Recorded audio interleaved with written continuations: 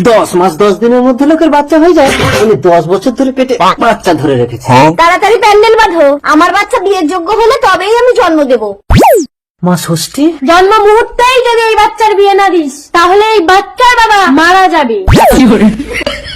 তার মানে এই বাচ্চা জন্মানোর আগেই বিয়ের ব্যবস্থা না করলে আমি শেষ।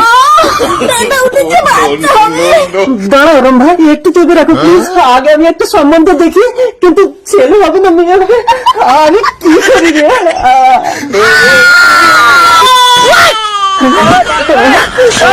আমি বেঁচে আছি, আমি বেঁচে আছি। আমি বিয়ে করবো। কাকু না, আমি তোমার বাবা। বাবা না, কাকু। পাশের বাড়ির কাকুটা হঠাৎ মারা গেছে, একটু চলুন না। আরে ওটাই তো আমার জন্মদাতা পিতা। ওই এ কার বাচ্চা? সুন্দরী, তাড়াতাড়ি আমাকে বিয়ে করো, তাহলে আমার বাবা বেঁচে যাবে। আরে দাঁড়াও কাঁচা বুয়াতি।